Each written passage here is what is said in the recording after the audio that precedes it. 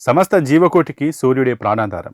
టెక్నాలజీలో దూసుకుపోతున్న చైనా ఆ సూర్యుడిని కృత్రిమంగా సృష్టించి ఈ ప్రపంచాన్ని ఆశ్చర్యపరిచే దిశగా అడుగులు వేస్తుంది. దీనికోసం ఆ దేశ శాస్త్రవేత్తలు 582 టన్నుల బరువుతో ప్రపంచంలోని అతిపెద్ద సూపర్ కండక్టింగ్ ఫ్యూజన్ అయస్కాంతాన్ని తయారు చేసి దాన్ని విజయవంతంగా పరీక్షించారు. అణు సంలీనం ప్రక్రియ ద్వారా భూమిపైనే స్వచ్ఛమైన అపరిమితమైన శక్తిని ఉత్పత్తి చేసే లక్ష్యంతో ఈ భారీ ప్రాజెక్టును రూపొందిస్తున్నారు. 2030 నాటికి ఫ్యూజన్ శక్తి ద్వారా విద్యుత్ను ఉత్పత్తి చేయాలన్న చైనా ప్రతిష్టాత్మక ప్రణాళికలో ఈ విషయం ముఖ్యమైన మైలురాయిగా భావిస్తున్నారు. చైనీస్ అకాడమీ ఆఫ్ సైన్సెస్ ఆధ్వర్యంలోని ఇన్స్టిట్యూట్ ఆఫ్ ప్లాస్మా ఫిజిక్స్ అభివృద్ధి చేసిన కొత్తగా ఆమోదం పొందిన ఈ టోరాయిడల్ ఫీల్డ్ సూపర్ కండక్టింగ్ మ్యాగ్నెట్ 21 మీటర్ల పొడవు, 21 మీటర్ల వెడల్పు, 582 టన్నుల బరువు ఉంటుంది. ఇంగ్లీష్ అక్షరం డి ఆకారంలో దీన్ని తయారు చేశారు.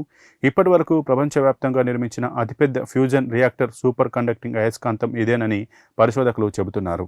అణు సంలీన ప్రక్రియలో భాగంగా 10 కోట్ల డిగ్రీల కంటే అధిక ఉష్ణోగ్రత కలిగిన ప్లాస్మాను సృష్టిస్తారు.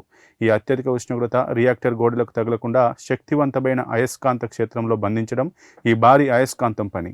అందుకే ఈ భారీ మ్యాగ్నెట్తో పాటు అధిక ఉష్ణోగ్రత సూపర్ కండక్టింగ్ సెంట్రల్ సోలనాయిడ్ కాయిల్ను కూడా చైనా శాస్త్రవేత్తలు పరీక్షించారు. 2027 నాటికి ప్రయోగాత్మక రియాక్టర్ను పూర్తి చేసి 2030 నాటికి అణు సంలీనం ద్వారా వాణిజ్యపరంగా విద్యుత్ను ఉత్పత్తి చేయాలని చైనా లక్ష్యంగా పెట్టుకుంది. కృత్రిమ సూర్యుడు అనేది ఒక అణు సంలీన రియాక్టర్. ఇది సూర్యుడికి శక్తినిచ్చే ప్రక్రియనే తిరిగి సృష్టిస్తుంది. ఇది 10,000 కోట్ల డిగ్రీల సెల్సియస్ కంటే ఎక్కువ ఉష్ణోగ్రతల వద్ద హైడ్రోజన్ పరమాణువులను సంలీనం చేసి కర్బన రహిత విద్యుత్ ఉత్పత్తికి మార్గం సుగమం చేస్తుంది. భవిష్యత్తులో ఇది అపరిమితమైన, స్వచ్ఛమైన, సురక్షితమైన విద్యుత్ వనరును అందిస్తుందని చైనా శాస్త్రవేత్తలు ఆశిస్తున్నారు.